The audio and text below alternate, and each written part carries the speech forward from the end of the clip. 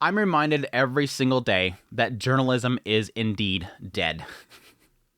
Let me set this up for you guys. Let me tell you about a story. A story about a guy who's walking around and he stumbles upon a dying maiden. He's looking down upon her and she's absolutely beautiful. He actually falls in love at that moment, but unfortunately this girl's dying. Well, suddenly he finds himself impaled. He falls over, collapses on the ground, and suddenly the girl that he was looking down at reaches over, grabs him, kisses him on the lips, and says, "I'm sorry to get you wrapped up in this. I leave my world to you."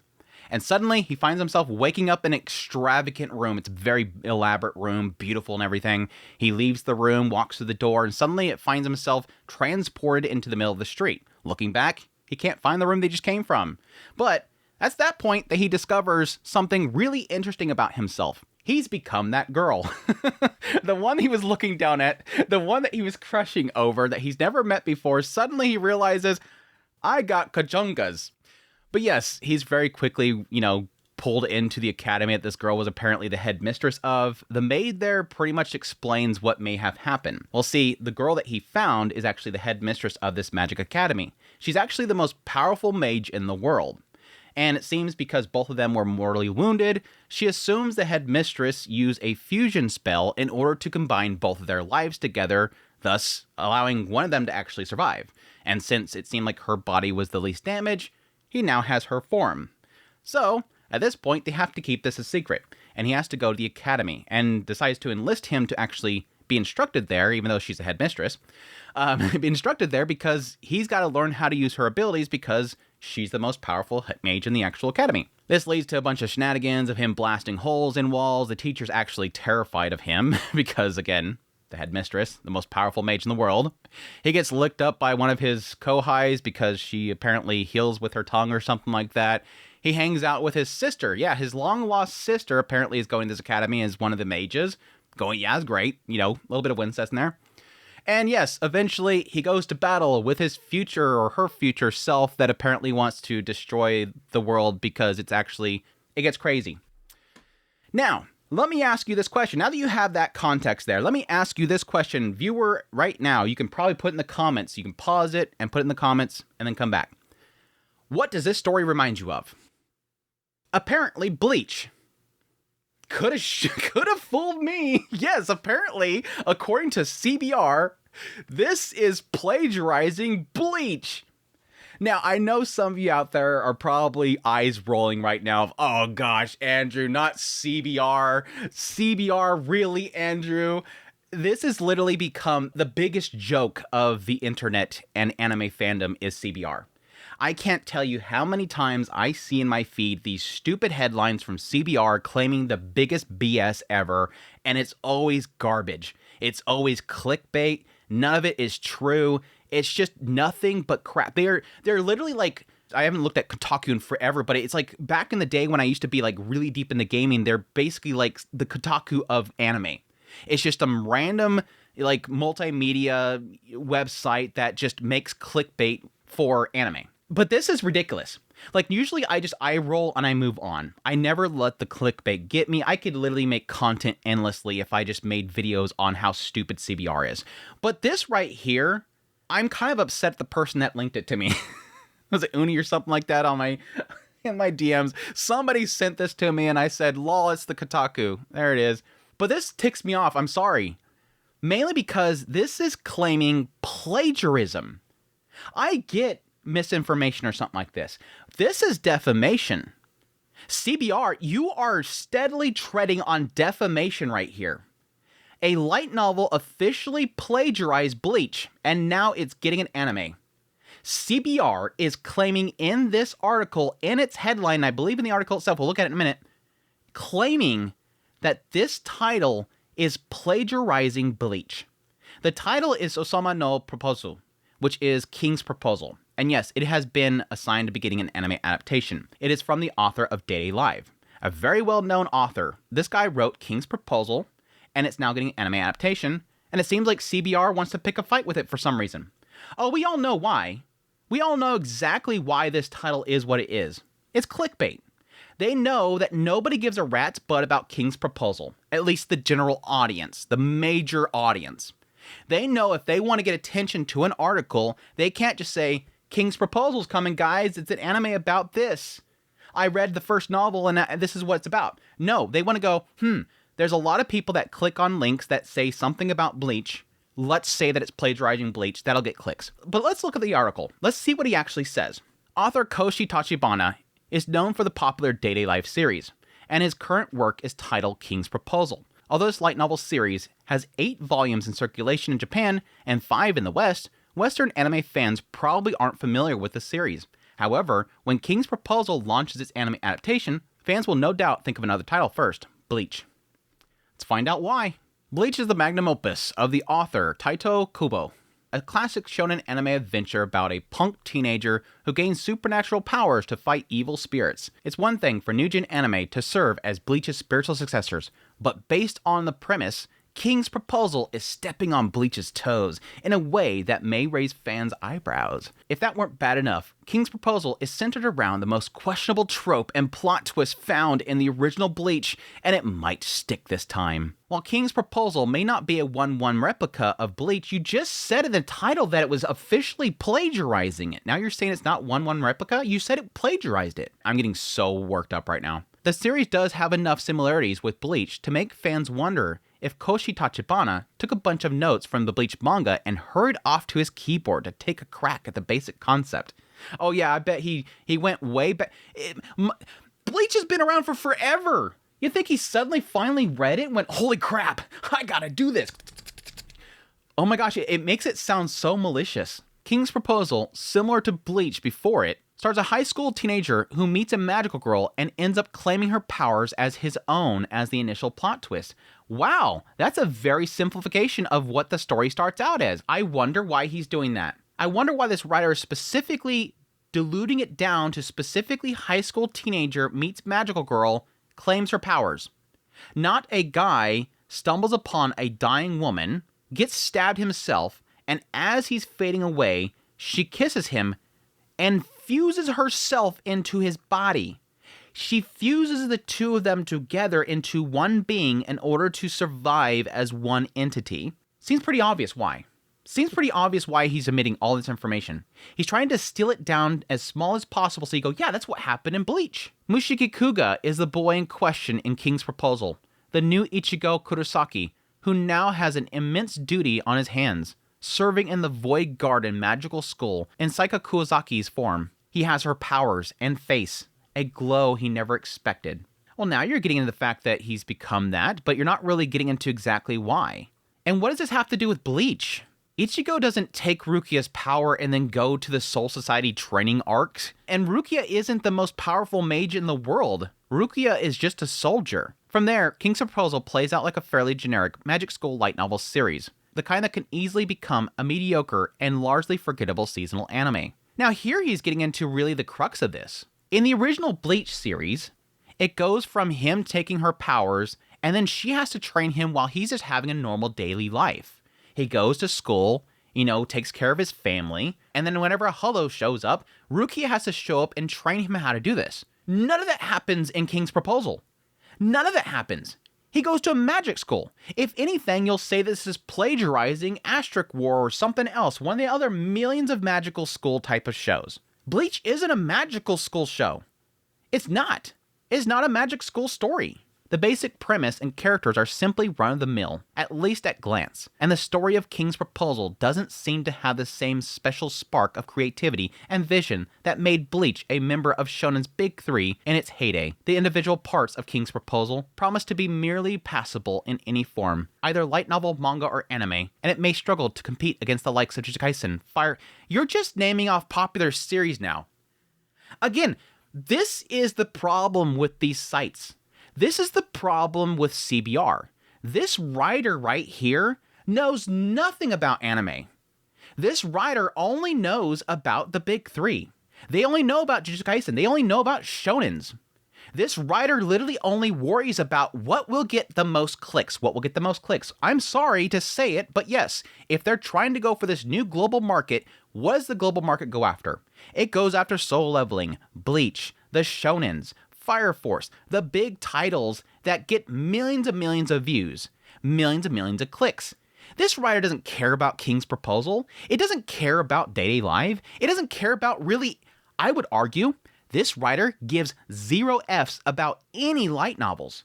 Because light novels aren't interesting to shonen fans. They're not shonens. Typically, your shonens are going to be from things like Shonen Jump, which is geared towards kids.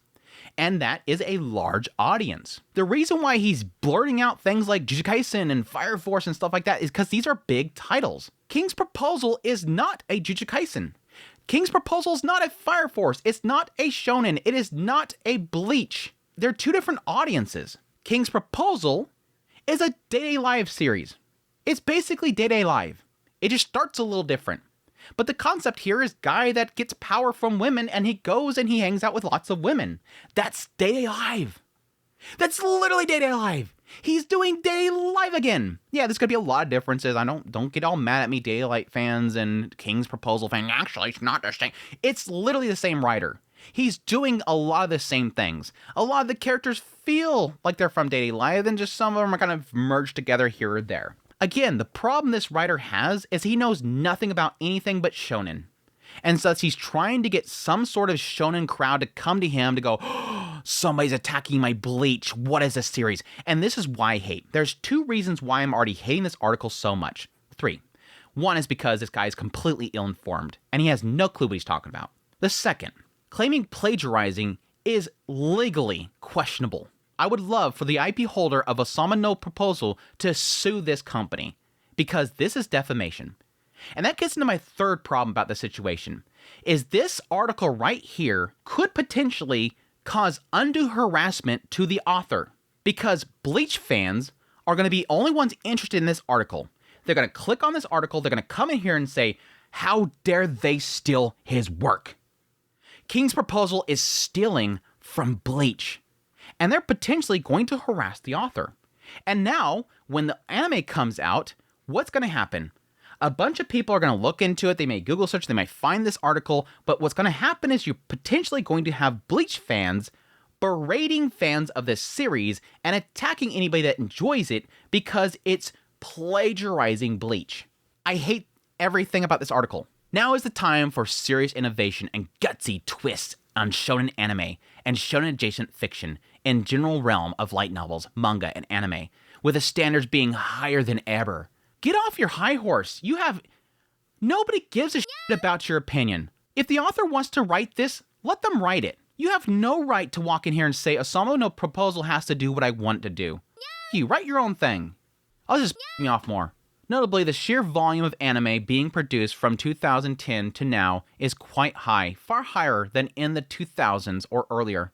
And that means each series must work much harder to stand out and not just be a clone of something else. Based on the results, oh my gosh, Jujutsu Kaisen and Demon Slayer. Dude, you don't talk about anything but those. Not every anime has to be Jujutsu Kaisen. Not every anime has to be Demon Slayer. Not every anime has to be Bleach. This is the problem with anime getting more popular, is everybody expects everything to do the same thing that's popular. Yet at the same time, want everything to be different. You said earlier, different. And now you're saying be like these. Demon Slayer are the right way to carry on Bleach's legacy. Well, this is not Bleach. This isn't a shonen. Why do you want this to be Bleach? It's not Bleach. It's a harem. It's a harem series. It's a magical school fantasy type series with a harem in it and gender swap. The former relies on horror and thin plot armor to build tension, while the latter is about power of empathy and kindness on the field of battle. Yeah, let's just distill those down to like generic ideas. By contrast, King's Proposal feels as though it's borrowing the idea of Rukia Kuchi. It's not. She's not even there. Every now and then her self will come out to basically take control for a little bit, but she's not there like Rukia is. Rukia is much more prominent in Bleach, giving the boy her powers up front so the male lead can have a cool female partner while being the real star of the show as his ordinary high school life yields to something extraordinary. Bleach may not have invented the individual ideas of magical girls, magical schools, or high school boys getting powers. And there's the key thing. I'm glad he brings it up before I do. He's literally acting like Bleach made this up. There's plenty of... Oh my gosh, it's countless. There's countless stories doing the same exact thing. And shoot, where was this guy making articles when High School DxD got an anime adaptation? Familiar of Zero, Engaged Kiss, Guilty Crown. This season we have Tales of Wedding Rings. That guy gains his power from females. They literally give him the power. But when it all lines up like this, you've literally only applied one thing. You're saying all this lines up. The only thing that you have said is that guy gains power from woman. That's literally the only thing that's the same. And like I said before, it's not that he's gained the power from the woman. She fused the two of their bodies together. He didn't gain the power. He became her. That's entirely different than Ichigo gaining Rukia's powers. King's Proposal definitely feels like a simple remix of Bleach substitution. No, it isn't. Anime fans are going to need a little bit more than that from King's Proposal's first season if it's going to be anything more than a wannabe. The people that watch King's Proposal aren't Bleach fans. No Bleach fans are going to be watching Ousama no Proposal. Here's your biggest mistake, writer. You have to understand that anime isn't just shonens. This is the breaking point that I think a lot of Western companies and authors and journalists don't understand. Demon Slayer and shonens in general, their demographic is shonen. Young boys. That's their audience. They are wrote and created with the direction to appeal to this. Day Live and King Proposal, it's not that audience. They want that audience. They're going more for like young adults. They're going for young men. Men that want cute girls and hot, sexy moments. They want to see the Kohai lick the girl in the belly until she's healed up. They want him to catch his sister in the changing room. That's a different audience than Demon Slayer and Jujutsu Kaisen. The fans of Demon Slayer and Jujutsu Kaisen, they're the ones online replying to people that will post a picture of this gremlin licking up this woman and post pictures of gross, this is why I hate anime. They're completely different audiences. King's Proposal even rips off Bleach's worst trope. It's already questionable how King's Proposal light novel and future anime seem to be going through the motions of what Bleach did with a generic story. The worst part is how King's Proposal is imitating the most unflattering and possibly controversial part of Bleach, that being the trope of supernatural beings like Rukia giving her powers to a human. Wait, that's controversial? Is this getting like a feminist thing? That was what helped establish Rukia as a reverse isekai heroine in Karakura Town, with Rukia losing her Soul Reaper powers and merely coaching Ichigo on the use of the same powers. Rukia did regain her own powers over time and far surpassed her episode 1 self with both Shikai and Bankai, but the damage was done. What is this about controversial then? Rukia was partly sidelined. This is turning into a thing about Bleach and I guess her being weak. This is the heart of what fans know so far about upcoming King's Proposal anime. And what's more, it sounds more permanent in the case of Saika, the magical girl, and her human ally, Mushiki. The Rukia sacrifice trope is even more critical to what King's Proposal is doing, to the point that Saika physically died and allowed Mushiki to assume her powers and identity alike. You did not read this, did you? I was putting it off that he was just being vague on purpose. Now, granted, maybe something comes up later that I haven't read into yet. But from the beginning area, like in the first chapter or maybe the second chapter, it literally says that she fused them together. She didn't physically die. She fused their dying bodies together. They're both alive. They're just one person, so to speak. I don't think this person read this. He probably read somewhere where somebody said, that sounds very much like Bleach. Which, by the way, I searched everywhere. I even used every single AI model to look for any mention of people claiming these are the same. Nobody said anything. I couldn't find a single post anybody say anywhere. I'm pretty convinced at this point, this person made this shit up. He literally is the only person that has said this. I don't know where the hell he's getting this. That's a bigger commitment than Rukia giving Ichigo her Soul Reaper powers until she recharged her own spiritual powers in the Soul Society. Should this indeed be the case, King's Proposal can be rightfully faulted as a series that only views the attract. Oh, there it is. I knew it was coming. I knew it was coming. I knew it was coming. I want to dig into this so bad. Oh my gosh. Just wait. Let me finish this.